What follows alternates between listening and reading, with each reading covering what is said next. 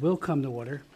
And without objection, the chair is authorized to declare a recess at any point, and all members will have 5 days to submit statements, extraneous material, and questions for the record, subject to the length limitations in the rules. I note the presence of a quorum, and I now recognize myself for an opening statement. I would like to just make an announcement and remind audience members that disruption of committee proceedings is against the law. Holding up signs or making verbal outbursts during the proceedings is a disruptive and will not be tolerated. Any disruptions will result in suspension of the proceedings until the Capitol Police can restore order. Let me just begin with a very, very special welcome to the distinguished former House Foreign Affairs Committee Chairwoman, Ileana Ros-Lehtinen, for her amazing leadership over the course of 30 years as a member of Congress and as Chairwoman, as chair of the Africa Subcommittee, Western Hemisphere. I mean, she did it all and did it with class. And I just want to thank her for her leadership, for her insights, the wisdom that she has displayed for all of us to follow over the years, especially in the struggle to protect human rights and liberty throughout the world, including and especially Cuba. We're deeply honored, Madam Chair, to have you here, providing the Congress and the new administration with a path forward. What do we do next? What steps need to be taken? So again, I can't thank you enough. We will benefit, as we always have, for everything that you have provided. So thank you. I thank all of our other distinguished witnesses for being here. This will become the basis for our next steps as a committee, subcommittee, and for me and my colleagues, so I want to thank you for that. But again, Ileana, it's a delight to have you here. You know, when he was appointed ambassador, and that is Amanda Valladares, to the UN Commission on Human Rights, President Ronald Reagan said, and I quote him, "I have an impossible mission for you. Try to convince the UN that there are human rights violations in Cuba," close quote. Well, I traveled with Mr. Valladares to Geneva for a week to the UN Human Rights Commission. I was happy to carry his bags. I was so in awe of this man who had suffered so much and had done so with such grace. He got the UN Human Rights Commission to investigate the cruelty of Castro's prisons. Missions went there. People were interviewed. Even though there was a statement made that there would be no retaliation, sadly, there was. But it was a breakthrough of a very significant way that he was able to achieve that. I've read his book not once but twice, Against All Hope, a memoir of life in Castro's gulag, and I encourage people to read it. A brilliant expose of what he and other political prisoners endured, and did so with extraordinary courage, faith, and perseverance. Mr. Valladares said, however, and I quote him, "I can tell you that the saddest thing was to see the indifference of the world towards the human rights violations in Cuba. That is, when my fellow inmates died, were being tortured, were murdered, disappeared, the world absolutely ignored it and didn't want to listen." Well, we are here today to recommit ourselves to the noble struggle by the Cuban people, to stand behind them, to finally achieve freedom. For too long, the Cuban people have long suffered under communism, and now continues that suffering under the current president. 90 miles from America's shores resides one of the most repressive and brutal regimes in the world. 90 miles from the shores, the communist Cuban regime remains ensconced in power, terrorizing and abusing the Cuban people. 90 miles from our shores, the communist Cuban regime remains a threat to the American people and our national security, but especially through their deepening partnerships with the Chinese Communist Party and the People's Liberation Army. Many still wish to speak of engagement without acknowledging the plain reality of the threat Communist Cuba poses to the United States, the world at large, and again, most importantly, to the Cuban people themselves. They yearn for freedom, and they're not free. Today, too many people in the free world do not understand the reality of life in Communist Cuba. In Cuba today, political and economic freedoms do not exist. The Communist Party rules through violence and fear and attempts to control not just the economy, but all elements of society. Civil society lives under heavy surveillance, harassment, and repression. It criminalizes all forms of dissent. It restricts what kind of jobs Cubans can take. It prohibits free movement to and from the island.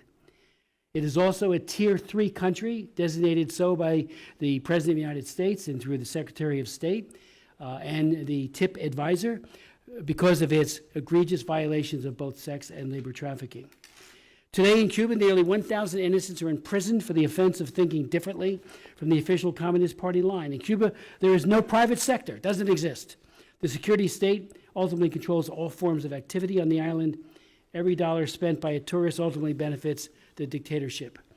Every instance of American companies or politicians taking trips to Cuba to engage with state entities such as healthcare providers legitimizes the communist regime, furthers their policies of human trafficking. Again, they're Tier 3. They're egregious violators. They're among the worst in the world.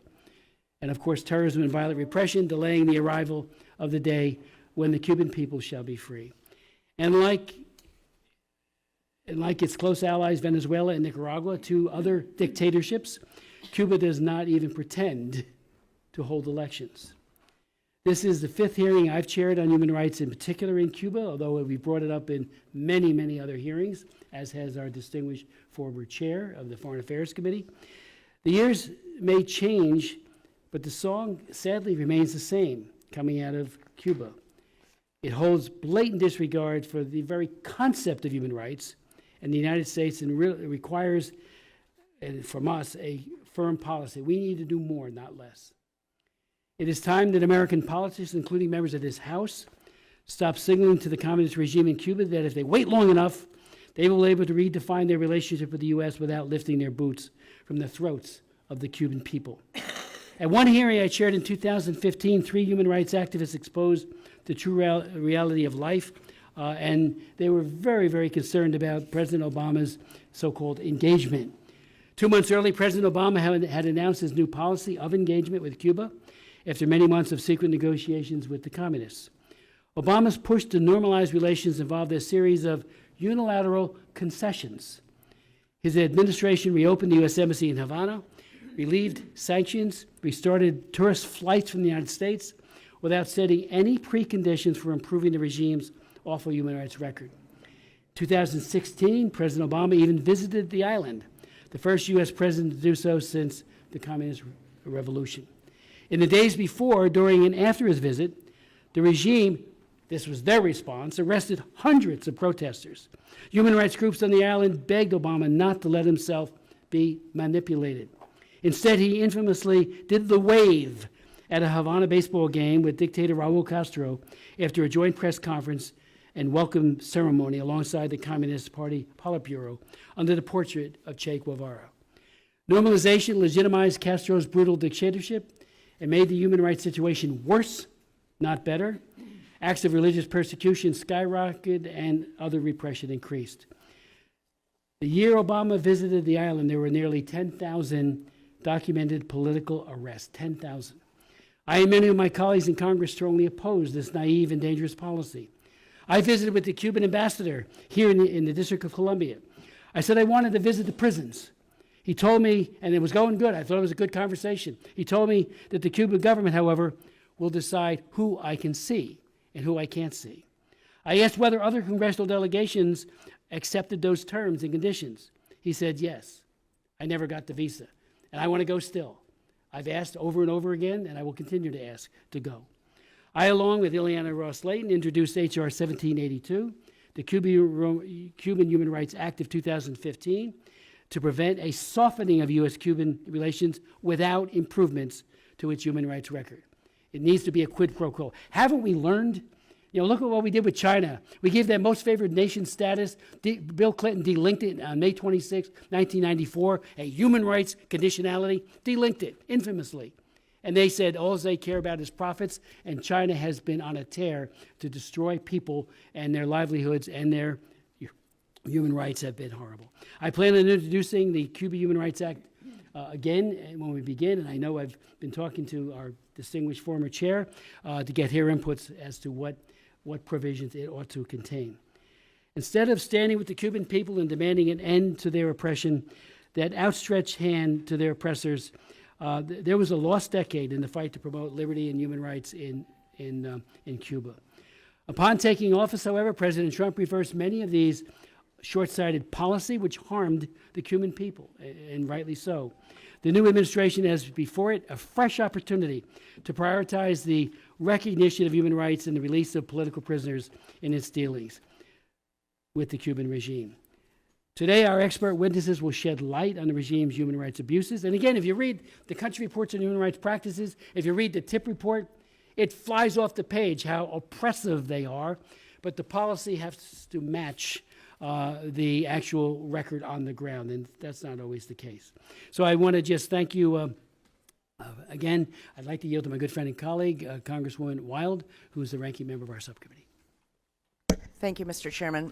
Thank you to our witnesses. Thank you to our audience for being here. I'd like to begin on a personal note. At the last hearing of this subcommittee, which I unfortunately was unable to attend due to a meeting of the Ethics Committee, on which I am also the ranking member, I submitted written remarks for the record. And in those remarks, I stated that in a few weeks, I will no longer serve as a member of this body. But to reiterate, it has been the greatest honor of my life to represent the people of Pennsylvania's Greater Lehigh Valley in Congress over the past 6 years. And it has been a particular privilege to serve as a member of the House Foreign Affairs Committee and as ranking member of this subcommittee. And Mr. Chairman, I thank you for your many courtesies and kindnesses in the time I've been here. During my time in Congress, I sought to advance a vision of a foreign policy that reflects the best of who we are as a country and as a people. A vision centered on combating hunger, inequity, and disease, both here at home and around the world. A vision that defends universal rights and dignity. A vision that stands with workers and the labor movement whenever they come under attack. A vision that says that we can and must be a voice for prisoners of conscience who languish in prison cells the world over. A vision that says to all those whose rights and dignity are trampled on, you are not forgotten, you are not alone. We stand in solidarity with you. That brings me to today's hearing and to the challenge we face when it comes to shaping a U.S. policy toward Cuba that vigorously defends human rights and human dignity in a way that is strategic and effective in alleviating the suffering of the Cuban people rather than contributing to it. Our approach to Cuba, which has remained largely constant for more than 6 decades now, with the exception of former President Obama's second term, has not delivered for the Cuban people. This hearing begs the question, what is the end goal of U.S. policy toward Cuba? And what has our decades-old policy actually accomplished for the United States, let alone the Cuban people? Today, the Cuban people, not the government, face a devastating humanitarian crisis, which has been exacerbated by the U.S. embargo and other sanctions. The current U.S. policy provides the Cuban government with a ready-made talking point on which to blame every failure and crisis that occurs under its leadership. As Human Rights Watch noted in a 2023 report, the U.S. embargo gives the Cuban government an excuse for problems, a pretext for abuses, and sympathy from governments that might otherwise condemn repressive practices. HRW has also noted that the embargo has imposed indiscriminate hardship on the Cuban population as a whole and has done nothing to improve the situation of human rights in Cuba. Rather than strengthening people-to-people ties, cultural exchanges, and commercial relations that could open a new market for U.S. exports and benefit businesses in both of our countries, our policy serves only to further distance Cuba from the promise of a free society. Rather than providing relief for the economic hardship facing the Cuban people, our policy only deepens the hardship faced by everyday Cubans. Rather than seeking to build a future rooted in diplomacy, a future in which we secure the release of political prisoners and advance our interests, as former President Obama began to do, the status quo under administrations of both parties has succeeded only in damaging the image of the United States throughout Latin America and elsewhere around the world. I am determined to see the United States act in defense of human rights and dignity and seek justice for those, like Mr. Connor, who have suffered irreparable damage. That's why we must be at the table, participating robustly in international fora, advancing our interests, and defending our people through relentless engagement and tough, smart, and effective diplomacy. It's why we cannot retreat into a short-sighted and ultimately self-destructive unilateralism. Let us stand with the Cuban people in engagement and partisanship, and let us shape a U.S. policy toward Cuba that delivers results in advancing both our ideals and our interests. Thank you, Mr. Chairman. I yield back. Thank you very much. I would like to, and we have worked very closely together on so many issues, including trafficking. So thank you for that service. Thank It's been tremendous. I'd like to now yield to Ms. Retta Wagon, such time as she would like to consume. Good afternoon, Talofa. Thank you, Chairman Smith and Ranking Member Wild, for holding this hearing on the human rights abuses of the Cuban government. Human rights are something I care deeply about. They are universal, and all people should be treated with dignity. All people should have the right to freedom of speech, freedom of religion, freedom to elect their leaders and hold them accountable. I've fought for these freedoms for my entire career. I look forward to hearing from each of you as we examine the Cuban regime's attack on these fundamental human rights. I yield back, Mr. Chairman. Thank you so very much. Ms. Manning? Thank you so much, Mr. Chairman. I, too, will be leaving this Congress at the end of this term, regretfully, because of the extreme gerrymandering in North Carolina. Chairman Smith, I have enjoyed working with you greatly on this committee. I consider you a wonderful colleague and a friend. I have also enjoyed co-chairing the House Bipartisan Task Force to combat anti-Semitism with you. We have worked closely on that committee as well and introduced very important legislation. I appreciate all your hard work to combat human rights abuses and discrimination against vulnerable people on this committee, on our bipartisan task force, and on the full Foreign Affairs Committee. Let me also say, for Ranking Member Susan Wild, I consider you a dear friend, and we will figure out together how to continue our important work from a different vantage point, not in Congress, but we will not give up our determination to fight for people who need our help around the world. So thank you both. Thank you to the witnesses today, and with that, I yield back. So much, Catherine. It has been great working with you on so many issues, including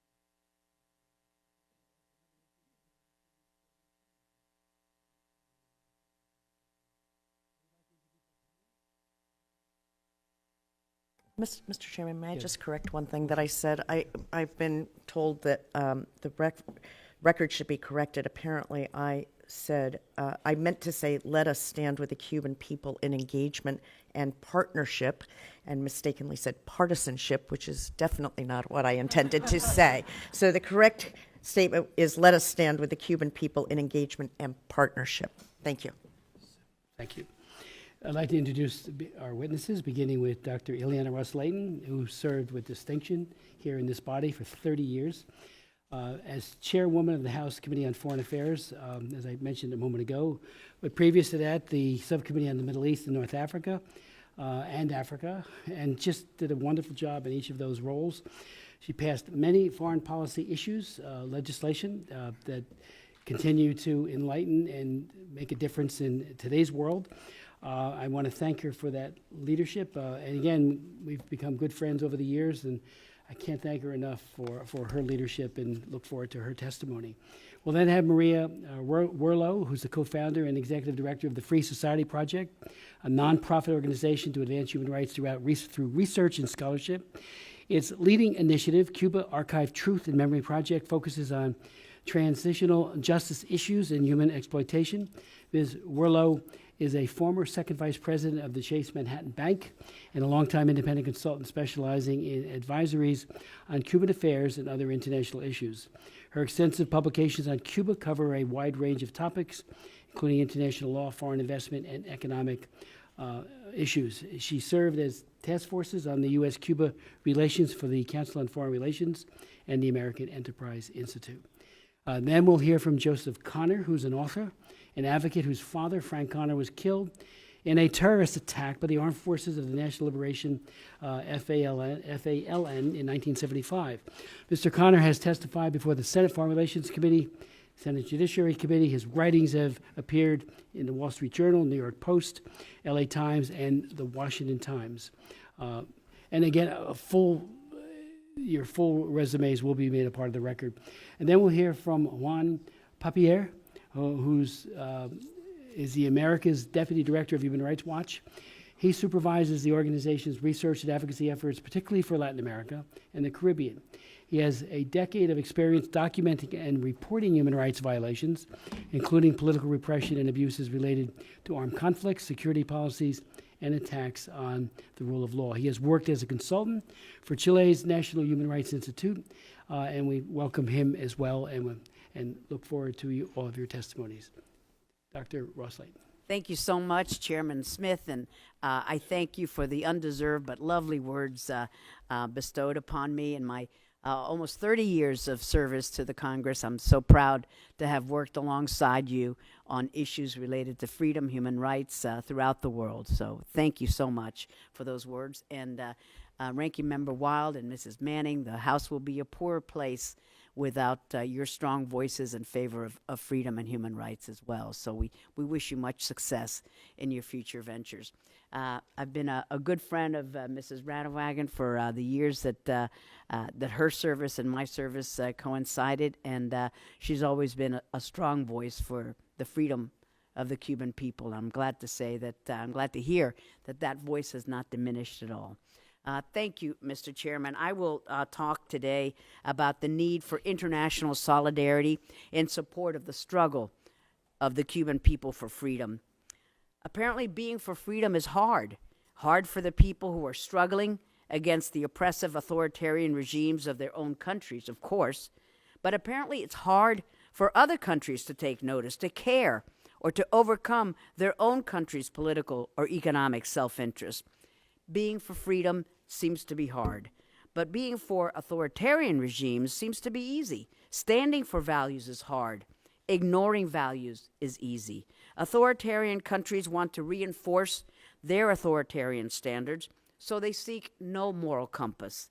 Democratic regimes, on the other hand, are based on certain moral concepts. Nevertheless, democratic countries seem to always have trouble finding their true north of their moral compass. You have never found it difficult to get the true north of your moral compass, Mr. Chairman, and I'm so glad that you mentioned the Cuban Human Rights Act of 2015. I congratulate you for introducing it at that time when it was difficult with that administration in power. And when I served in Congress, I was proud to introduce alongside you that important bill because it sent a strong message that the U.S. would never ignore the Cuban regime's human rights violations. Sadly, these years later, we're still at this same place, and I'm quite pleased to hear that you will reintroduce this important legislation in the next Congress. We will stand alongside you, Mr. Chairman. We all know about Cuba's oppressive regime. Our witnesses will speak about that, but we will never know precisely how many people longing for freedom and seeking a glimpse of humanity have died in their unsuccessful journeys in unseaworthy vessels in the Florida Straits, filled with hope and terror and ending in tragic death. We will never know that number. We understand the goals and the cruel motives of regime thugs in exploiting the Cuban population for their own selfish purposes, the lust for power, the greed for material dominance over others. This has resulted in political dictatorships and exploitation of the masses for time immemorial. Likewise, the passive tolerance of and resulting legitimization of such regimes has led to their acceptance by others and the woeful habit of ignoring that oppression. This, the acceptance of oppressive regimes by non-oppressive regimes, is more difficult to understand than the motives and purpose of the oppressors themselves. The motivation and the dictatorial nature of oppressive states to support other similar state regimes is obvious. They share dictatorial values. They have in common a self-interest in protecting their regimes. But why do democratic states tolerate and even aid oppressive dictatorial states in which abuses and persecution of dissidents is clear, and the risk which people take to escape those regimes is so high? The United States government, fortunately, has expressed its dissatisfaction and condemnation of the Cuban regime over the years through our sanctions. But the U.S. government has, on occasion, exhibited weakness in its condemnation of the Cuban regime. The failure to respond to the shoot-down of the Brothers to the Rescue planes in 1996 in international airspace, involving the deaths of 3 U.S. citizens and 1 U.S. resident, was a regrettable sign of weakness by the Clinton administration. Likewise, President Obama, as you alluded to in your opening statement, Mr. Chairman, doing the wave and eating ice cream cones with Raul Castro in Cuba at a baseball game, engaging in friendly conversation, was lamentable fraternization which ignored the immorality of the Cuban regime and worked against the U.S. message of illegitimacy of the Cuban regime. It also undermined the dissident movements on the island, such as the Ladies in White. While the Ladies in White risked jail and savage beatings on the streets of Havana, President Obama hobnobbed with their oppressors. Just last week, as the International Republican Institute noted, another democracy activist in Cuba was killed in prison, supposedly labeled a suicide. False. Marking the 4th verified death of the July 11, 2021 protesters in state custody, according to the watchdog group Justicia Once J, and the 72nd documented prison death since 2023, according to the Cuban Prisons Documentation Center. Why have other democratic states tolerated and even embraced oppressive regimes? There is an idea of non-interference in internal affairs of another state serves as an excuse. Non-involvement in internal affairs of other states is articulated, sadly, in the United Nations Charter. The Charter provides that states shall not intervene, and this is a quote, in matters that are essentially within the domestic jurisdiction of any state, Article 2, Section 7. And I use the word excuse because the non-involvement concept does not override other principles of international law, especially those espoused in the Nuremberg war crimes trials after World War II. Countries which do not wish to condemn another country's dishonorable or immoral treatment of its residents turn to the non-interference idea as an excuse. Not my job, they essentially say. Another relevant characteristic of the international system is that a state acts based on its own interest. Thus, the oppression of others does not affect my interest. Think Rwanda genocide, or the Cambodian genocide, or indeed even the Holocaust. Of course, this myopic definition of interest and the perception of threats ignores the dangers of the spread of oppressive doctrine. Such expansion of oppressive doctrine is a threat and should be perceived as involving another state's interests. But such perception requires leadership. It requires vision, and they are often in short supply. We need such understanding about the threats posed by legitimizing oppression. Appeasement of oppression carries the same danger as appeasement of military aggression. But many democratic states see no benefit in taking a principled stand against oppression. At least they do not see the benefits sufficient to justify the reduction in trade, the loss of tourism. These are opportunities for their own residents as visitors whose trips are partly conducted on the backs of those who are oppressed. Perhaps the greatest insight in this regard, Mr. Chairman, is that recognizing oppression and exploitation of people is psychologically distressing. We want to think that the world is better than it really is, and seeing the reality causes cognitive dissonance. It is easier to be a Pangloss in Voltaire's Candide, who always sees the world with incurable, excessive, and unrealistic optimism in this best of all possible worlds. But Pangloss's foolhardy optimism is unwarranted in this most dangerous of all possible worlds. Thank you so much, Mr. Chairman and members. Thank you for so the very much, opportunity. Chairwoman, for that powerful testimony. I'd like to now recognize Ms. Werlau.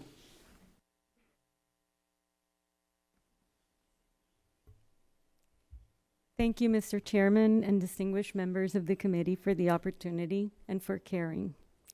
My written statement focused on some of the Cuban regime's worst crimes, although it violates essentially all rights in the Universal Declaration of Human Rights. The human cost of the hemisphere's longest dictatorship ever, at least in post-colonial times, has impacted citizens of many countries aside from Cuba, including ours.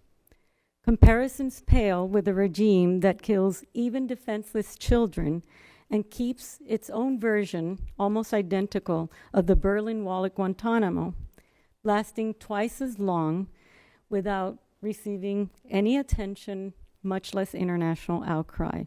It's impossible to do justice to so many horrors and its victims.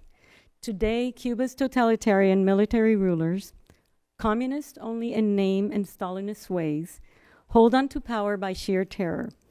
They became apartheid capitalists in post-Soviet times, enhancing their usual monarchic privileges, but continuing to impose failed socialist central planning on the masses to preserve absolute control. As a result, Cuba is a beggar state, a country of widespread ruin in a perennial state of crisis, its people in despair. The system is ideologically, morally, politically, and economically bankrupt, and its only foreseeable future is continuing decline. The dictatorship, bent on remaining in power at all costs, allocates meager resources to building luxury hotels, setting the stage for a Russia-style transition. It hyperfunds a huge secret police for internal repression and a gigantic diplomatic, intelligence, and propaganda apparatus for international influence. It expands its revolutionary model in neighboring Venezuela, Nicaragua, and beyond, has strong alliances with our enemies such as Iran, North Korea, Russia, and China, and with criminal terrorist cartels. It infiltrates governments, including ours, and around the world. It subverts democracies and even attacks our diplomats. The international community offers the regime impunity, engagement, even support, appeasement at best. But the United States is exceptionally positioned to curtail its main sources of revenues. One, its modern slavery, a state-run business exporting doctors, teachers, sailors, construction workers, and many others as commodities. Just the medical brigades raked in around $31 billion in 2018 to 2022. And two, aid from a growing U.S.-based diaspora in remittances, merchandise, travel, telecom, and more, abetted by the loosened sanctions by executive order.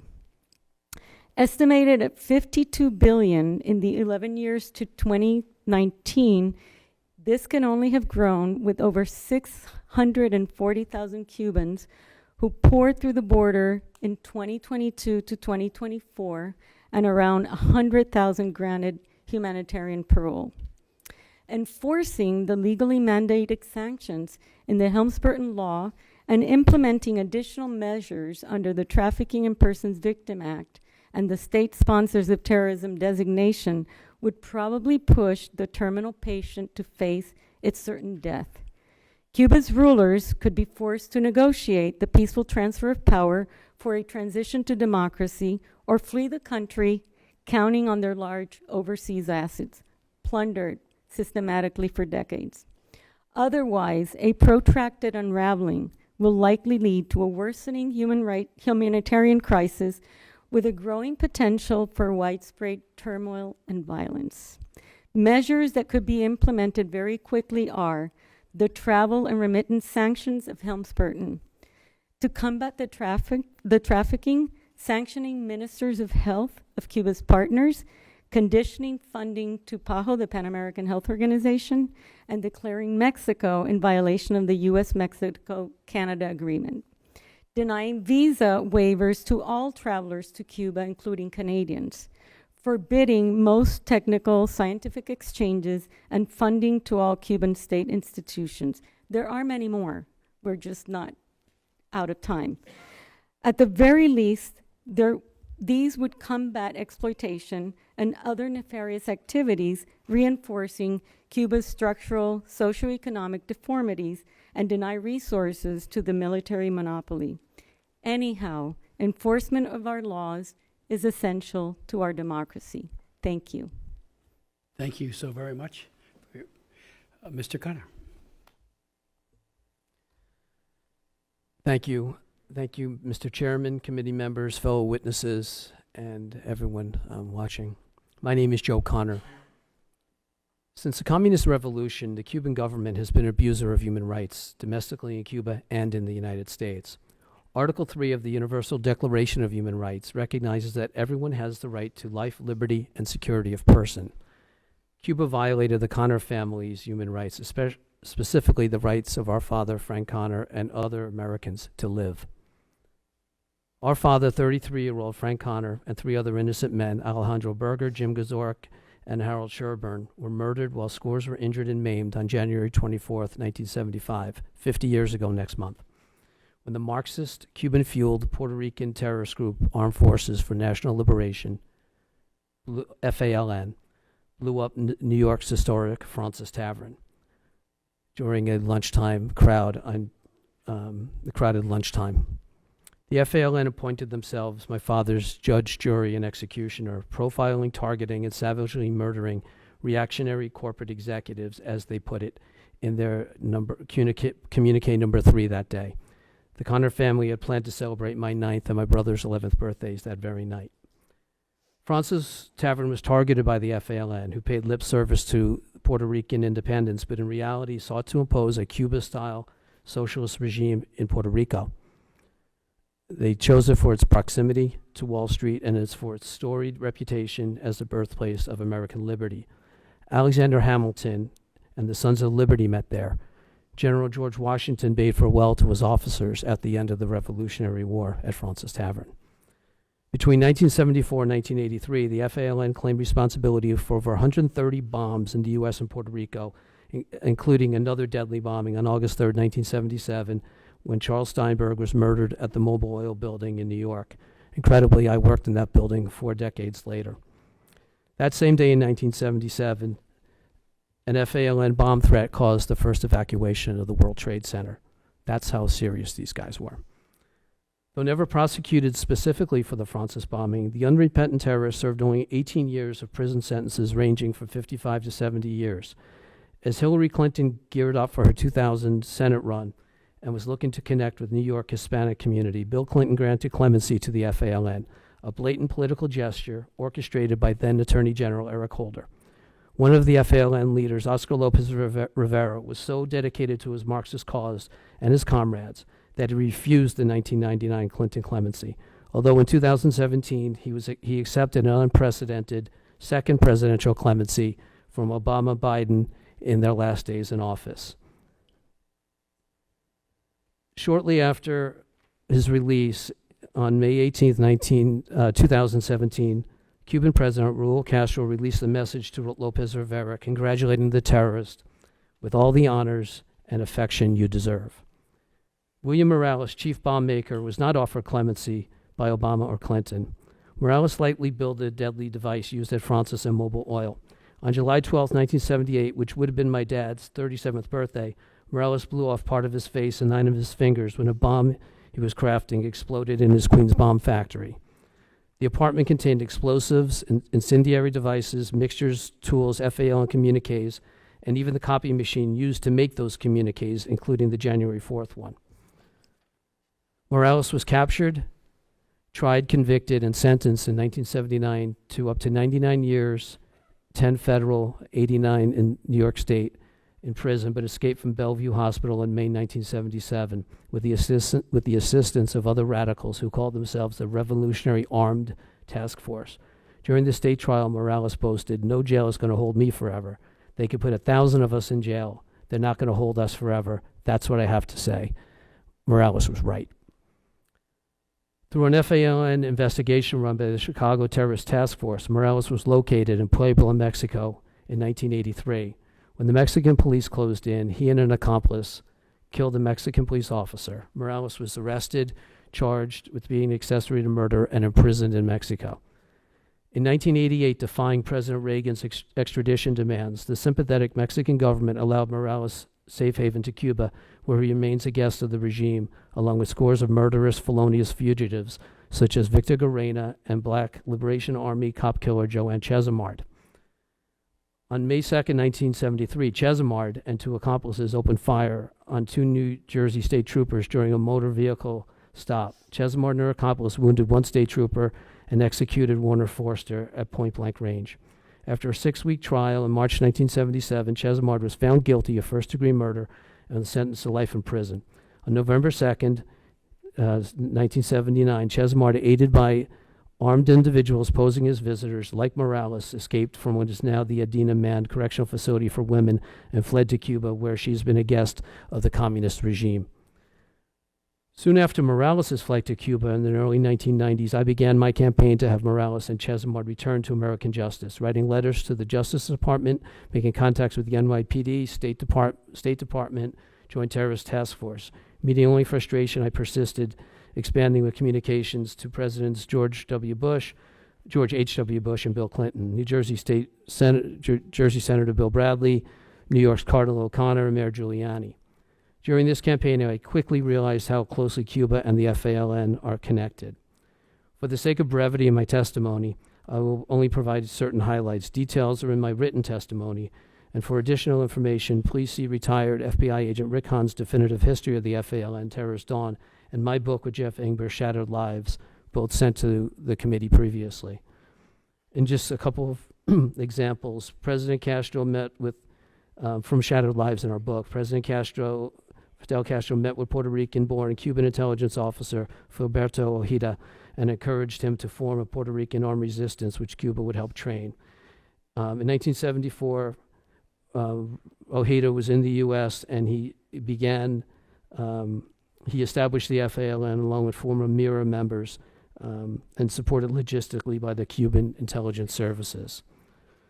In October 27, 1975, communique left at the site of the FALN's bombing in the Standard Oil building in Chicago read, "The FALN welcomes the support given the Puerto Rican national liberation struggle at the Solidarity Conference in Cuba.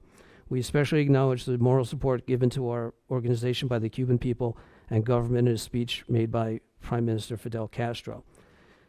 But the history of Cuba supporting Puerto Rico through through terrorism goes back decades before the FALN and the Weather Underground, who was also involved.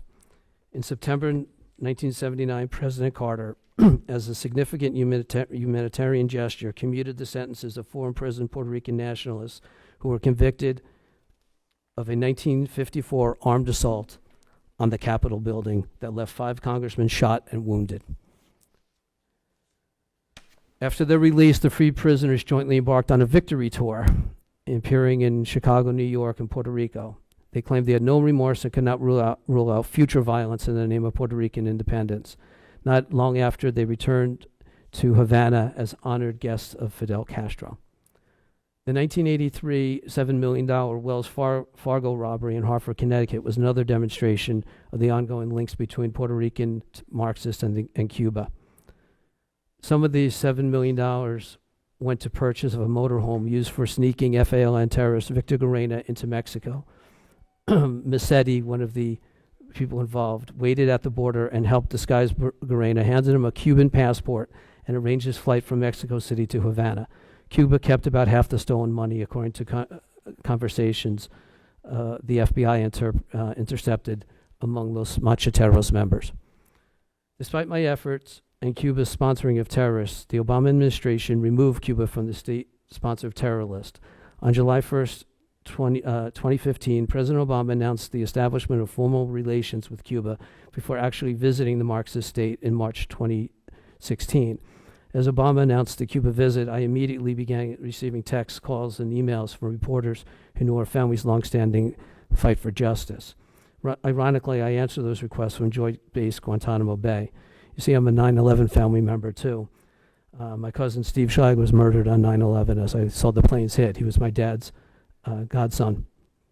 And I was in Guantanamo Bay at that time witnessing the pretrial hearings of Khalid Sheikh Mohammed and the other terrorists. Our family has continued to fight through this endless injustices directed at my dad, along with fighting the reprehensible clemencies, ending Oscar Lopez Rivera's 2011 parole bid by facing him at the federal prison in Terre Haute, Indiana. We also successfully forced the City University of New York in 2013 to close down the disgusting Guillermo Morales Asante Shakur Student Center on campus.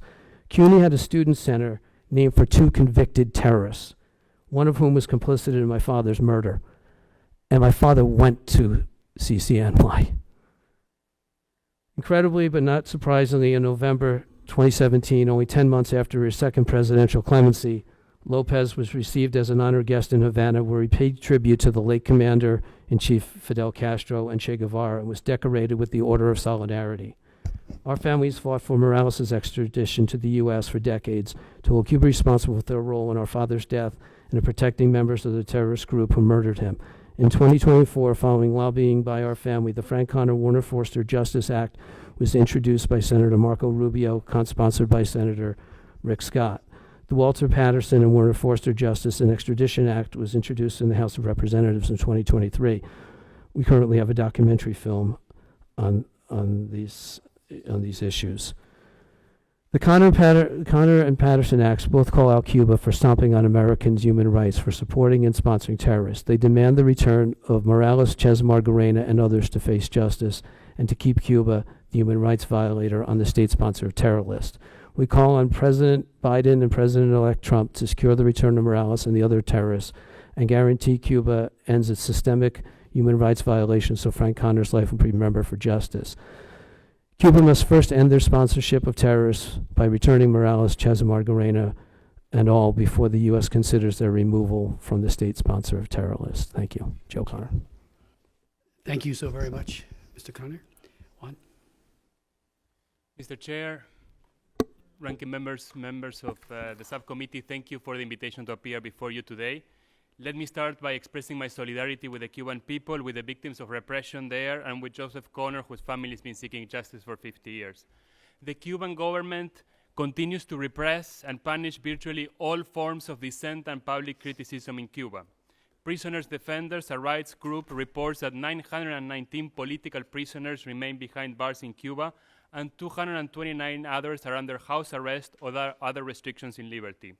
According to Justicia 11J, over 500 people who were arrested in connection with the landmark July 11, 2021 demonstrations remain in prison. Human Rights Watch interviewed more than 170 people involved in those protests, including victims, their relatives, and lawyers. We also reviewed case files, verified videos and photos, and obtained forensic evidence.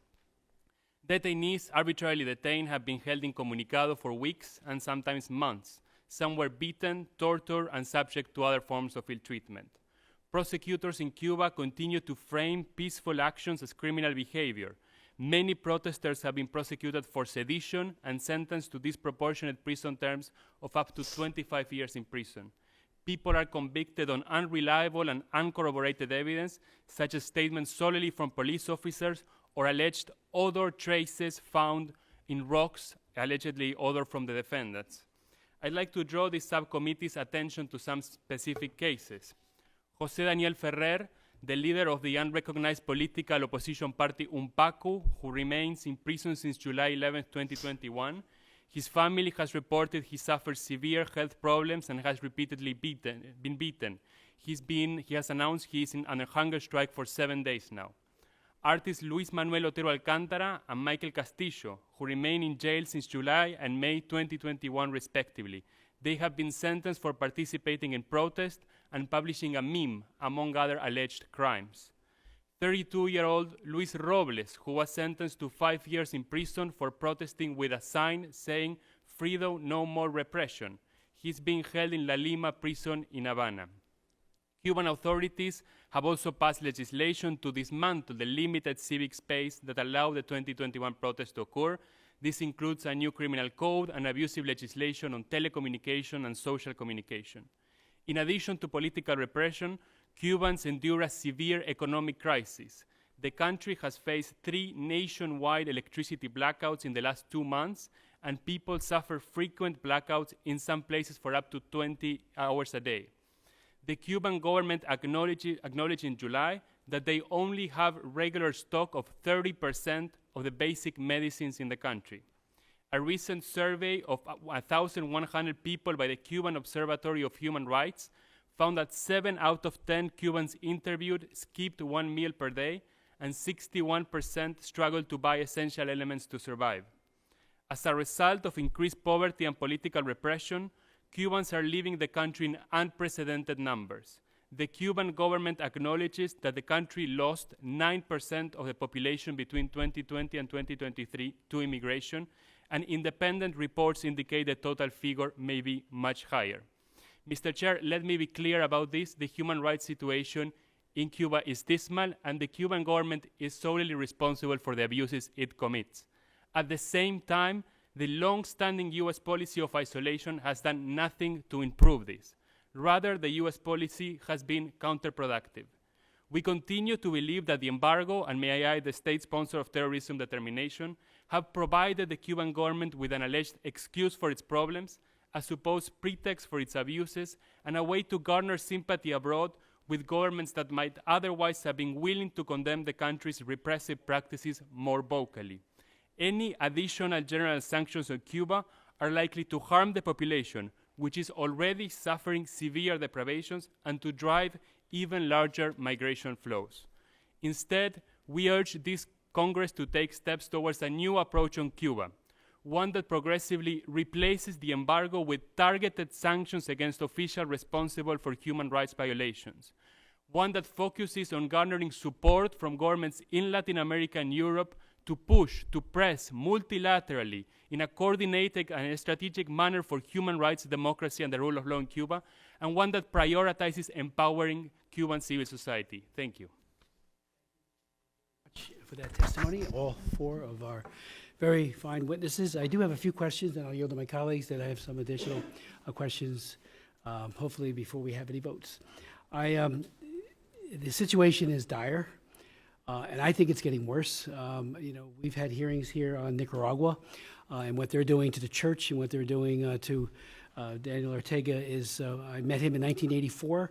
He's only gotten worse. I met him in Nicaragua in 1984 when he was commandant. And his repression is just without end in terms of what they do to innocent and excellent people in their own country. Now, let me just ask you, before I go any further, Frank Calzone is here. I want to thank Frank for his many years of great work. I was at the UN Human Rights Commission one year, and he was there as well. And we were working with the diplomats on a Cuba resolution. And he had brought fresh information about child sex trafficking and how horrific that is.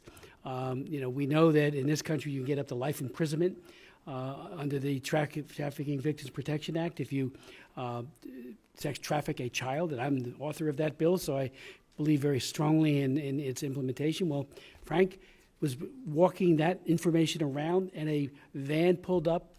Some thugs from the government got out, and they attacked him. This is in Geneva now. This isn't in Havana. This is in Geneva. So there's an ability to extend their long reach of hate towards people outside the island, and I think we have to be very much aware of that. On trafficking as well, Ileana and I worked very hard to get Liu Xiaobo in 2010 named as the Nobel Peace Prize winner, the great Chinese human rights activist. And I remember so vividly, we had dinner with a number of the parliamentarians that actually make the choice. Who is going to be the Nobel Peace Prize winner? So I spent much of my time, a little bit about Liu Xiaobo, but he already got it, about Cuba.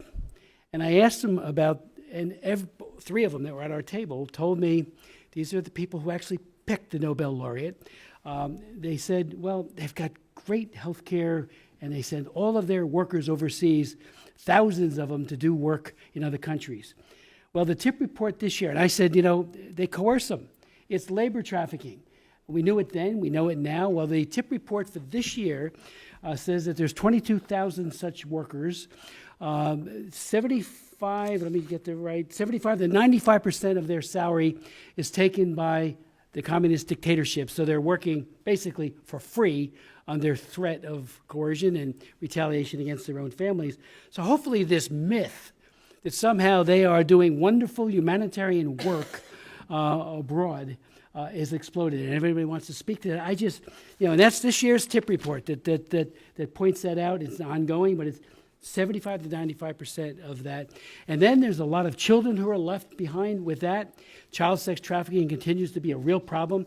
And in every category, protection, prosecution, and prevention, this year, Cuba got worse.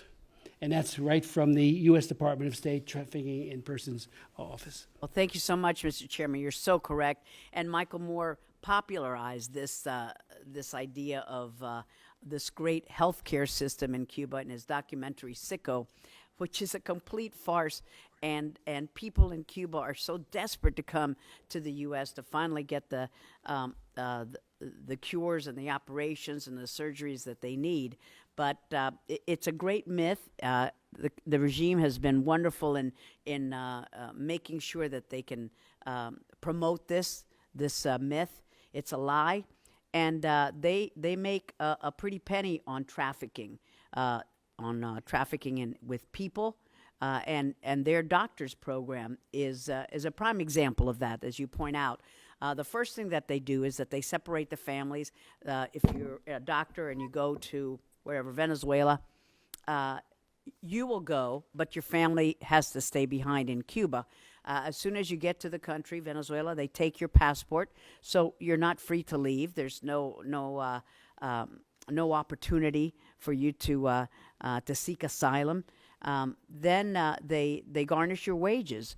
I mean, we have words for that: indentured servitude, slavery.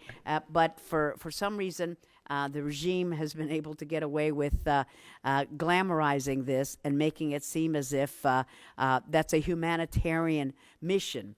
And Venezuela, and I'm just using that as an example, pays the regime for every one of those workers. Now, that doctor doesn't get the majority of the funds. It gets very little of those funds. So the regime makes money for every medical professional that they send abroad. And for a while, one of our previous administrations, they had a great program that allowed these Cuban doctors and nurses to seek asylum in various embassies. And by doing so, then they were able to come to the U.S. That was taken away, but it was a very successful program because these folks know, these doctors, these medical professionals, they know that they're being trafficked. They know that they're being exploited. That's what you have to do in a dictatorship. There's no freedom. This concept of that you have freedom in a dictatorship, they control where you live, where you work, where you study, everything. And we've got to remember that above it all is a one-party system. You cannot have a political party other than the Communist Party. Yeah, there's no such thing as the freedom of choice. They don't even bother having elections because it's, at least Maduro goes through the charade, and then the opposition wins, and Maduro says, no, that was not a legitimate election.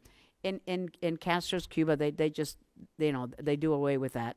No election. They'll have, you have the choice of one person, one party, and that does not an election make. But yes, indentured servitude with their medical program is one of those myths that they have. They do it for humanitarian reasons, and that it's that the Cuban people are happy with their health care program. Nothing could be further from the truth, but that's part of the myth that they've been able to successfully promote internationally. And no, that Nobel Prize Committee, would they ever recognize a true freedom fighter, of which there are many who are sacrificing what little they have, their very lives, to speak for freedom. And, you know, I referenced the July 11th movement. It was a massive protest throughout Cuba. Many of them have lost their lives. Many of them were killed. The rest were jailed. And others are exiled, as Ortega has done in Nicaragua, when he threw out 200 of priests and human rights activists. They just get rid of the opposition, and that's one of the perks of being living in a dictator, being a dictator in a dictatorship. You get to do whatever you want, and people will just turn a blind eye. They don't see it. They don't see what they don't want to see. Thank you, Mr. Chair. No, I thank you. Yes. Mr. Chair, we at Human Rights Watch have produced an entire report about the abuses against these doctors in medical missions in Cuba. Yes. The Cuban economy gets $6 to $8 billion a year through these medical doctors. This is the highest source of income of foreign currency to Cuba, higher than remittances or tourism. And I have personally interviewed some of these doctors who fled Venezuela, and because they are not allowed to take their own passport with them, they're given an official passport which only takes them so far. They are forced, when they come to the United States, to come through the Darien Gap and risk their lives in that very dangerous jungle. I interviewed them there, and they told me about the abusive regulations they're subject to when they're in medical mission. These regulations establish who they can talk to, what kind of things they can say, what they cannot say, who they're allowed to meet during their mission. And as you mentioned, they pocket their money, on average 85%, in some cases more. Just very briefly, I was the sponsor of the Global Magnitsky Act, and it really was derived from the Belarus Democracy Act, which I wrote in the year 2004, sanctioned individuals and sanctioned so they can't get a visa and they can't do business here. There are only 3 Cubans that are on the Global Magnitsky. I mean, Cuban leaders. There should be a large number of abusers that are on that list. So we got to call for that as well. And I think that's what you were getting at in terms of more targeted. So that's something for the new administration. I have other questions, but I'll yield to Ms. Wild. Well, thank you so much, Mr. Chairman. I'd like to ask you, Mr. Pappier, to comment on the impact of sanctions on the Cuban population. I know that we are not alone, but we are isolated in terms of our position in the United States on this embargo. I think the only other country that voted with the United States on this was Israel. And I would like to know from your perspective, and then I'm going to ask Ileana also to comment on the same, how you believe that it unnecessarily hurts everyday Cubans. Thank you for your question, Ranking Member. First, let me say I agree with you that the United States is isolated on this issue. The policy of isolation towards Cuba has isolated the United States. It has not isolated Cuba. And I think the votes in the UN General Assembly are very clear on this. Since 1992, the General Assembly has voted condemning the U.S. embargo every year. And by promoting this policy, you have been given a platform for the Cuban government to present itself as a victim instead of allowing the world to see that they are perpetrators of gross abuse. Okay, I'm just going to ask you to direct your answer. I don't want to hear about what the UN General Assembly has done. I'm aware of it, and I've read about it. I'd like to hear from what you know about the impact of the embargo on citizens on an everyday basis. Absolutely. Let me draw your attention to there is a report by the UN Secretary General on November 1st, 2023, where every agency of the United Nations analyzes the impact that the embargo and the sponsor of terrorism determination has, both on the Cuban economy as a whole and on their own capacity to provide humanitarian assistance. So in that report, for example, UNICEF, the UN agency in charge of children, World Food Program, in charge of food, they all mentioned that they have limitations in their capacity to provide humanitarian assistance because of the embargo and because of the state sponsor of terrorism determination. I would say that the economic catastrophe we have today in Cuba is not exclusively because of the embargo. There are other factors, including the severe mismanagement of the economy by the Cuban regime and external factors such as the collapse of the Venezuelan economy and the COVID-19 pandemic, but is definitely exacerbated by the embargo and by the state sponsor of terrorism determination. Would you care to comment on that? Yes, I would say point number one is that the real embargo that is taking place in Cuba is the embargo that the regime imposes upon its people, where they don't have freedom of press, they don't have political parties, they don't have election, they're not free to dissent from the government. It's a one-party system. When it comes to the embargo that the Cuban people feel is being imposed unfairly by the United States, the Cuban people are voting by coming here to the United States in every way possible. They have been fed a diet of anti-U.S. rhetoric since the day that they were born. Those are their official books that they have in school, saying the American people and the American government hates you, wants to keep you hungry, wants to keep you sick, and it's all the root cause is the embargo. And they'll nod, but they will try to do, this table would last 2 minutes in Cuba because it would be a raft trying to come to the United States. Well, just help me understand Sure. then how the decades of U.S. policy, other than that second term that I mentioned of President Obama, has advanced the cause of the Cuban people. Well, How does it help them? Because doing the right thing, even if you're by yourself, even if no one else is imposing an embargo, even if it's just us, it's still the right thing to do. And to reward a regime that is able to get everything that it wants from 200 countries throughout the world, and yet there's only the United States that is causing this great pain for the Cuban people. You can get everything that the Cuban people want from all of the other countries that have incredible trade without any restrictions. So if there is lack of food in Cuba, and there is, it is not because of the United States. It's let's have all of these wonderful countries contribute more food. You know where it goes? To the regime. And what does the regime do? It sells it to other countries. And you will often find all of these great foodstuffs from Canada, let's say, one of the greatest trading partners and tourism partners of the Castro regime. Their goods will be sold on in the markets. It never gets the to only thing I Cuban would point people. out, you mentioned before the number of Cubans that want to come to the United States, and obviously there's a limit on the number of Cubans who will be able to come to the United States. I'm not sure that any administration would welcome people who, by your words, have learned to despise the United States.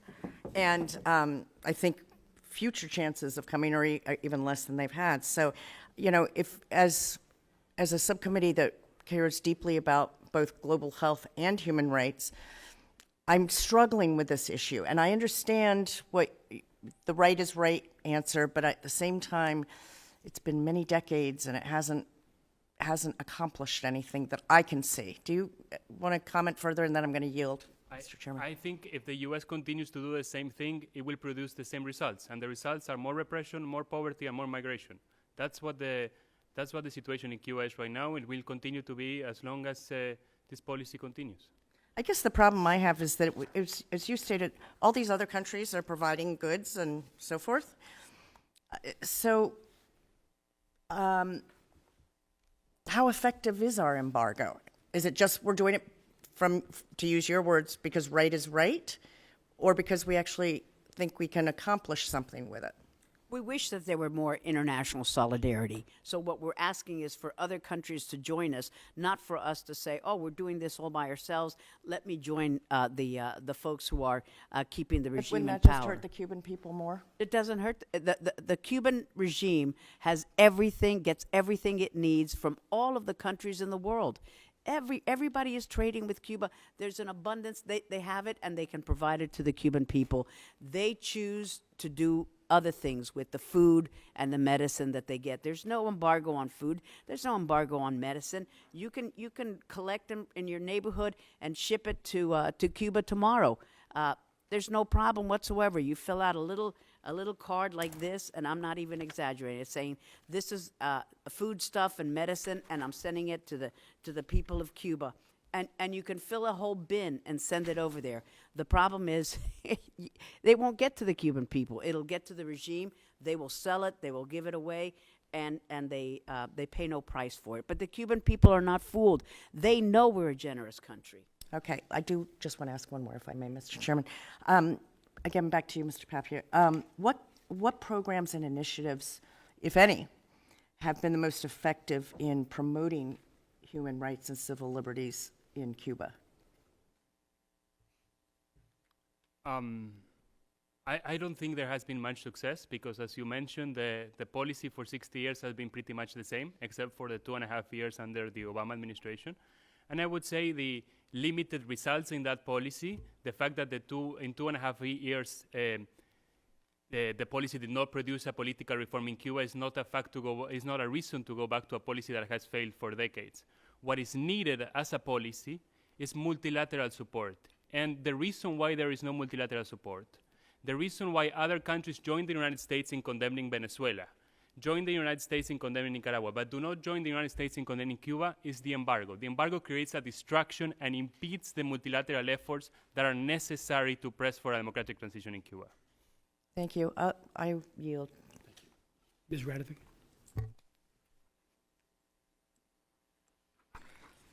Thank you, Mr. Chairman. It's so good to see you, Madam Chairwoman. We've discussed Cuban political prisoners today, but the regime also holds Americans in prison. Many of you know the case of Alina Lopez, an American who was unjustly and arbitrarily arrested in Cuba in 2017. She remains trapped in Cuba today under house arrest and unable to leave the island. Her mother in Miami just recently passed away. I mean, it's a heartbreaking and cruel case. Congress strongly calls on Cuba to release Alina. Are you familiar with this case? Why is Cuba detaining innocent Americans? How can we get her home? Thank you. I thank you, Ms. Radowagen, for bringing this important case up. And like most authoritarian regimes or terrorist organizations, they understand the value that Americans place in a human life. And so the fact that an American or a Cuban American is being held unjustly in jail, they want to get something in return for her, just as the terrorists that we have seen in the Middle East have done so. They hold hostages under false claims of accusations, and they want to see how can we bargain, what can we get for this life. They place no value on human life, and this is just another sad example. There's so many people who are languishing in Cuban jails and whose names we will never know. But anyone who speaks out or dares to threaten the regime in any way is thrown in jail, and then they'll see what they can get for it. Thank you. Thank you. Ms. Werlau, please describe your organization's Truth and Memory Project in further detail. Why is it so important to record and commemorate the names and faces of those killed or disappeared by the regime in Havana? Thank you for the opportunity. The Truth and Memory Project records the loss in lives attributed to the Cuban Revolution. It starts with the Batista dictatorship up until now, and it covers the loss of life on all sides of the political spectrum. We have around 11,500 individual records of victims. And it's important because, of course, this tells a story of a very undercounted horror, because, as you mentioned, the balseros will never know. Deaths in prisons, are very undercounted, extrajudicial killings.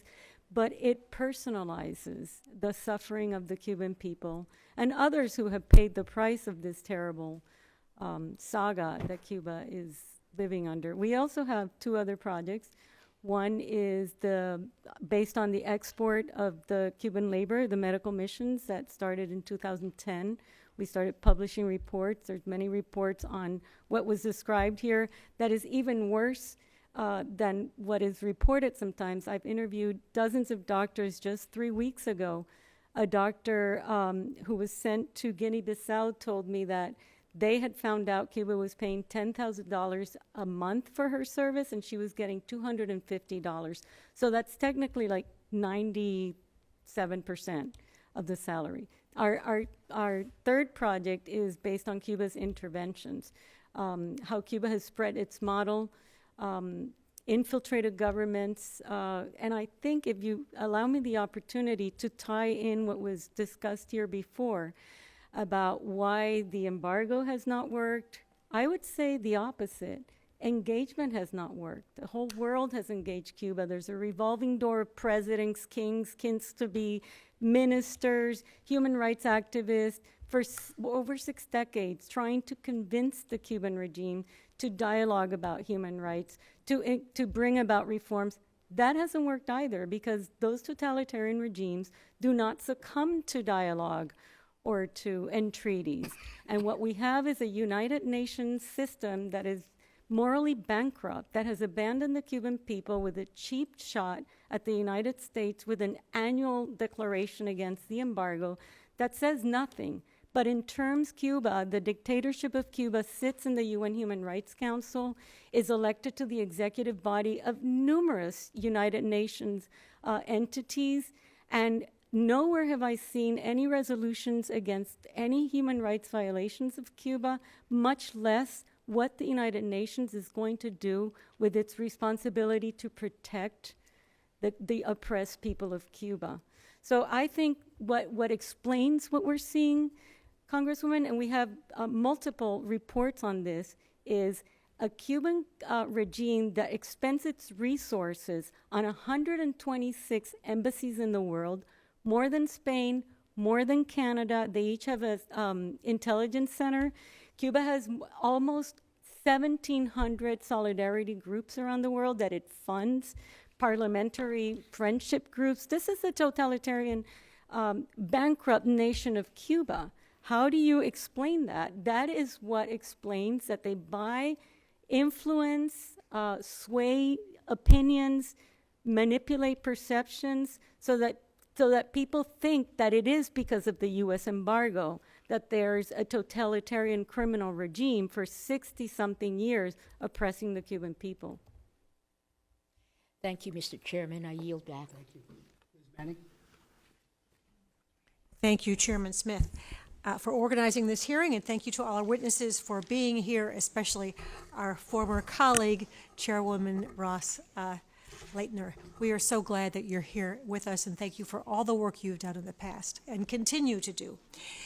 I want to commend Chairman Smith, and I want to echo your demand that Cuba should return Joanne Chesimard, the fugitive who murdered a New Jersey state trooper in 1973.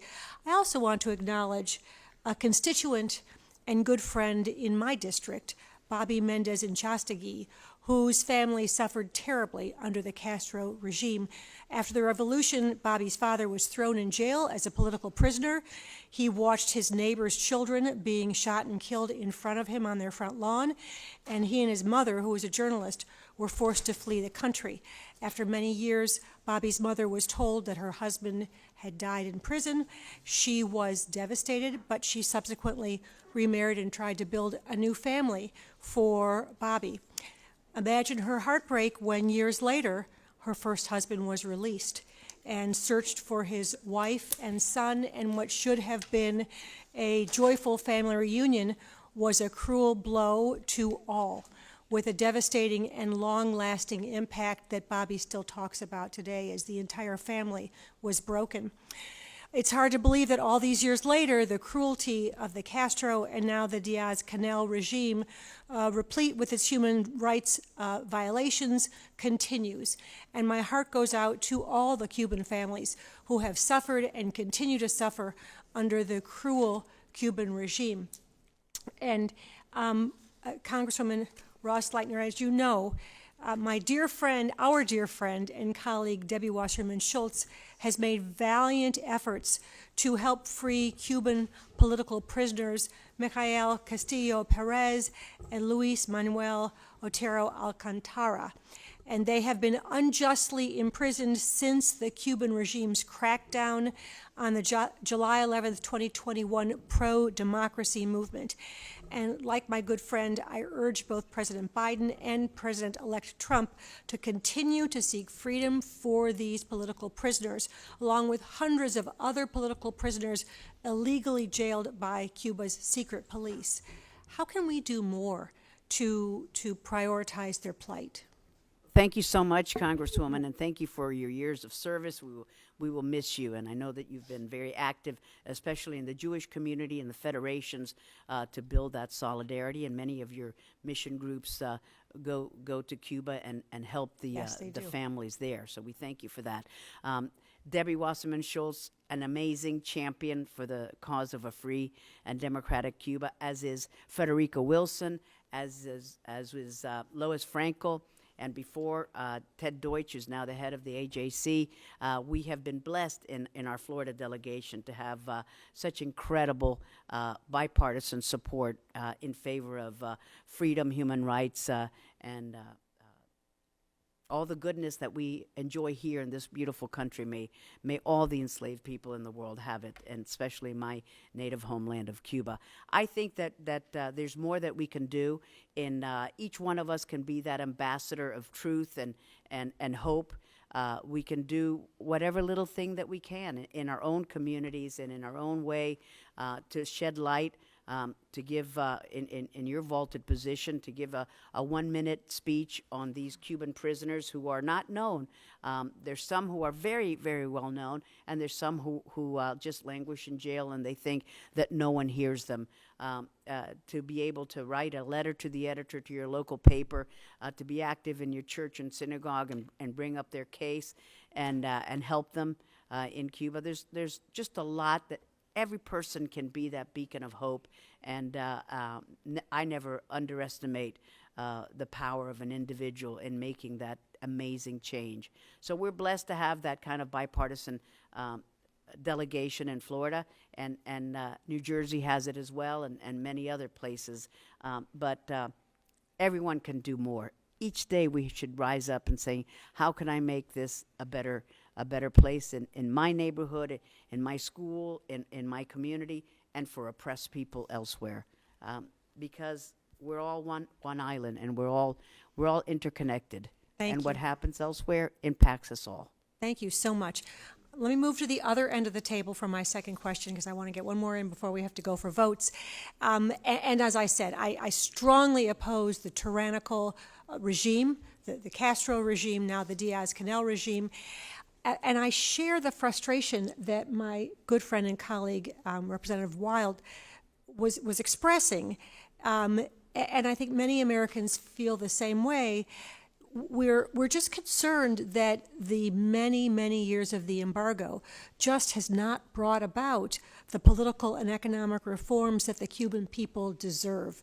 So, Mr. Pappier, let me just ask you, what else can Congress and the administration do to bring about the change and also to help improve the daily conditions for the Cuban people? Thank you for that question. To bring about a reform, change in Cuba, you need, broadly speaking, two things. One, you need multilateral support. And secondly, you need an empowered civil society in correlation of force with the Cuban government. The embargo sadly has impeded both. It has impeded multilateral efforts, and it has imposed an indiscriminate hardship on the Cuban people. We need to end this policy of isolation, think afresh, start afresh on Cuban policy, start working with Latin American governments and European governments to press strategically, multilaterally, the Cuban government, and replacing these general sanctions with targeted sanctions against the specific individuals and the specific companies, I may add, who are responsible for the atrocities that are being committed in Cuba. So that is unlikely to happen in the next administration. Are there any other steps that we could take? Sadly, I think the efforts of the United States on Cuba are very much undermined by the policy of the embargo. There are other efforts you can take, but the embargo undermines your capacity to produce change, undermines your capacity to find allies to push for these reforms to happen. I would be happy and encourage for targeted sanctions against those people responsible. I would encourage you to give more visibility to specific individual cases of political prisoners, including some of the ones I mentioned, and to work multilaterally with other governments. But I fear that the embargo creates a whole distraction and makes it very difficult to create this multilateral coalition for democracy and human rights in Cuba. So I suspect we could go back and forth from one end of the table to the other end of the table. We can agree on the goal that we want. We just simply can't agree on how we can get there. So with that, I will thank you all for being here today, and I yield back. Thank you. Just a couple final thoughts and questions. Oh, did you want to? Please, Maria. She's prodding me to answer you. So I think, with all respect to my colleague, and I think we share the same goal, that's wishful thinking. Yes, the embargo is a distraction. Look at how we're talking about this. But to blame the embargo for a totalitarian regime that commits egregious crimes against humanity for 6 decades is wanting to be blind about a situation. This is not about individuals. This is a whole system of way of life. And it's a dynasty. It's their successors. Yes, I believe, of course, multilateral sanctions would be best. But the world ignores Cuba. And it's too late. The Cuban system is imploding. The main sources of revenue from Cuba are in our hands to cut, to get that regime to recognize, face the reality, and allow for a transition to democracy. Nowhere in those propositions to sit in dialogue with Cuba or find a multilateral position is there any solution to this. None of these countries are presenting this. It's too easy to push it onto the United States and to forget the Cuban people. I think we have the obligation to finally see this through. What we have not done is apply the sanctions. The so-called embargo has been diluted by executive mandate for many, many years. And the border is porous. This is constantly allowing an inflow of people who are sending money to Cuba, traveling back to Cuba, having claimed a legitimate fear of persecution, calling, sending aid. The embargo has not been enforced. And right now, it's at the tipping point. So that's what I believe. Maybe there will be more suffering. There should be a humanitarian assistance, multilateral program to aid the Cuban people.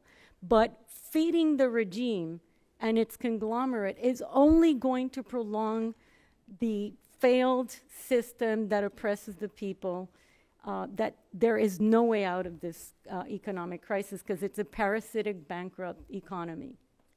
Thank you. Well, one thing we've learned in the past 2 weeks is that you never know what's going to bring down an oppressive, horrific regime. So maybe we can all hope that in the new year we are surprised in Cuba just like we've been surprised in Syria. Thank you. Let me just ask a couple of final questions. I'm all for multilateral sanctions, but as the distinguished chairwoman said, if we have to go it alone, we ought to.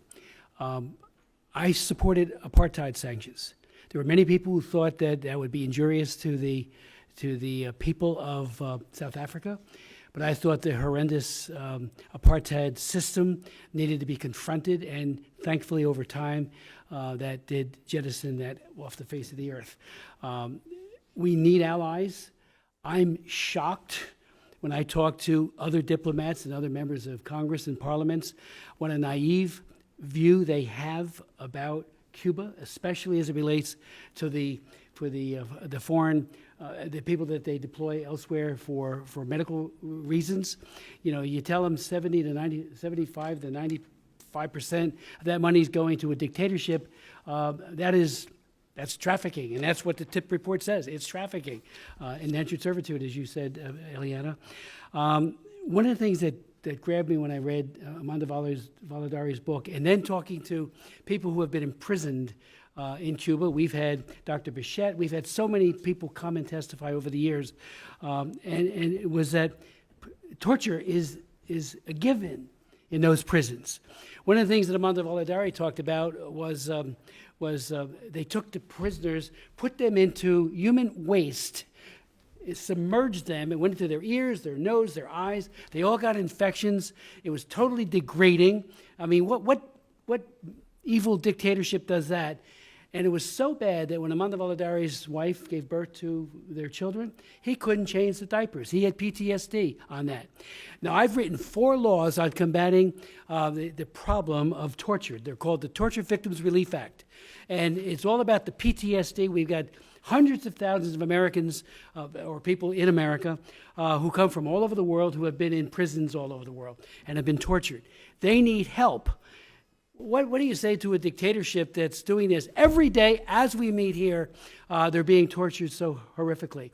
Valladares talked about the Ho Chi Minh Poles. They made sure that you didn't sleep. They would go in there and start hitting you, and they called them Ho Chi Minh Poles. And that's just one of many. China, maybe more than anyone else, has perfected the cruel art of torture. I've had many hearings on that. I chair the China Commission. So what did we do there? We delinked human rights from trade on May 26, 1994. That was Bill Clinton. I joined with Nancy Pelosi in deploring that because we just gave away the store. And look what they've done ever since. They are a colossus when it comes to military capability, threatening not just Taiwan, but hegemony throughout that region, but even us. I mean, China really is very strong these days. And we did it. It wasn't the Europeans. We did it.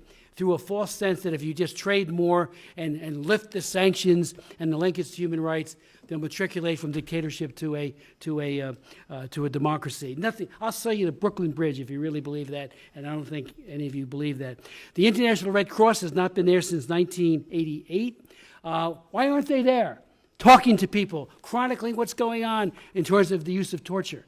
So to lift the embargo, we need to get more allies, make a new effort to get others to join us. First it was the Soviets, and then it was the European Union and others who just continually offer lifelines to this cruel dictatorship. So I think the next administration ought to try very hard to get others to say, you know, and that goes for places like China as well. We've learned that lesson. I can't tell you how many people have told me they wish they had voted, because we had votes on it, on PNTR, Permanent Normal Trade Relations. They wish they could have that vote back because they realize it didn't work out. It's gotten worse in terms of genocide against the Uyghurs and everything else. Nobody there from ICRC since 1989. I mean, what does that tell you? So I with all due respect to my good friends and colleagues, and to you, Juan, I don't believe that lifting the I think we need to double down on that, get other countries to join us. So I would ask that we, look at that very seriously. I believe in targeted sanctions, but I also believe, like I did with apartheid, I was, criticized for that by some. You're going to hurt the South Africans. But they need to be free of that racial prejudice that's being levied against them. So anyone want to comment on that? But we've got to renew our efforts to expose this cruelty. This hearing is the beginning of a new effort. And again, having the distinguished Chairwoman Juan Ros-Lehtinen here, who is, nobody speaks stronger or better about it. And there's something to say one other thing. The enablers of this country, I had a Reverend Walker come when Elian Gonzalez was abducted from his home, and Mary Lasis and the others couldn't believe it when people with guns came in and extracted him. Well, I had a hearing on it. And we had a Reverend Walker from my own state, and he goes, I want to tell you, my favorite scripture is Matthew 25. When I was in prison, did you visit me? And he goes, I visit the people in the prisons. So I said, okay, do you visit political prisoners? And I had a whole list of people that, and he said, he hesitated. Lincoln Diaz-Balart, he had joined us on the panel. He goes, gentlemen yield? I said, of course. He said, name them. Name one political prisoner that you visited. He didn't have anybody. Next thing you know, he was walking out the door to catch a plane. He didn't know it. I mean, stop enabling. I'm not saying that to you guys. I'm saying it to those who just look the other way. Torture is the cruelest thing. I don't know how anybody overcomes that. And we know from the PTSD that they suffer. And this regime gets A+ for their horrible use of torture. I mean, they do it very well, as do the Chinese Communist Party. So double down on sanctions. Yes. Mr. Chair, thank you. Just to, first of all, to clarify to Maria's comments, with all due respect, I made very clear in my statement that the Cuban government is solely responsible for the atrocities it commits. It's solely responsible for those atrocities. I share your concerns about torture in Cuba. We have documented them extensively. Here are reports of torture that we have documented of people detained on July 11th demonstrations. And I have also, in preparation for this hearing, listened to some of the hearings on Cuba in the past 10, 15 years. And I've always listened to something along the lines of what you just mentioned, Mr. Chair, with all due respect. If only we wait a little bit more, if only we pressure a little bit more, we impose a little bit more of sanctions, maybe that will produce results. It hasn't produced results for 60 years. We with all need due to try respect, something different. If you deal, we thought that with China. When delinking occurred under Bill Clinton, May 26, 1994, Republicans and Democrats alike said this is going to lead to, improvements. It only got worse, and it got significantly worse. So I think we need to realize that it only makes them stronger, more effective, and richer. The bad guys become richer. It doesn't help the average person, and it certainly doesn't cause a change in politics, because for them, make sure Colonel so-and-so is running this business over there and making money hand over fist. Maria, did you want to? Mr. Chairman, can I share a story with you? For the record, Randall Robinson, the architect of South Africa sanctions, I heard him speak at Columbia University in the early 2000s. And then I went over to talk to him. There was the journalist, the reporter for Radio and TV Marti, was recording this. So I asked him, so if you are he was talking about how sanctions had been so important, how they were right even when they weren't effective, and then they were. So I said, so why is your stance on Cuba so different? Because it is notable that many human rights defenders have the opposite stance with respect to sanctions on Cuba that they would have on the Pinochet regime, the South Africa regime, etc. Well, you know what he said? He said, oh no, because there are no human rights violations in Cuba. That's astonishing. Mr. Connor, just if I could ask you, you wrote Secretary Blinken earlier this year requesting that your father's killer, Willie Morales, be extradited to the U.S. Did you get a response?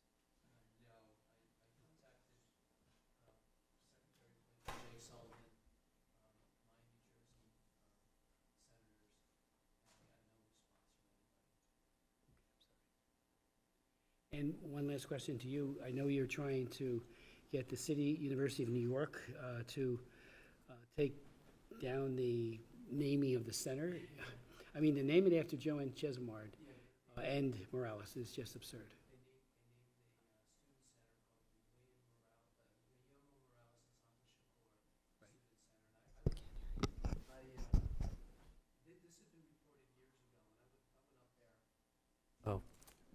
Okay, thank you.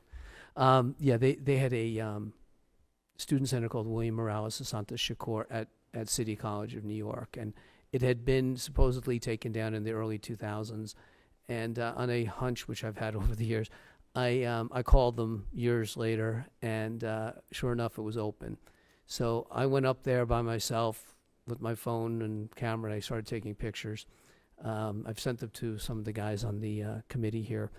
And then I called the school and said, I'm going to go public with this, that you have a student center named for terrorists. And my father went to CCNY, and I didn't see anything there in his honor. So they fought me a bit, which I was a little shocked. And then they said, well, yeah, it's a freedom of speech thing, but we're gonna compromise. We're gonna take it down. And we're going to say that it's because we need that space for education. So when they went to do it, a near riot broke out, and cops were called in, and it was basically filled with like these guys from like the 1960s who were still living their 60s and 70s, weather underground crap, and had infiltrated there and were using that. They weren't even students, most of them. They were using that center for their own, these guys are my age type, they're old. And they cleared them out, and to my knowledge, it's not been reopened. But it was really a slap in the face that they would do something like that. But not a surprise. This is what goes on in academia. Well, what passes for academia. Chairwoman, would you like to close us?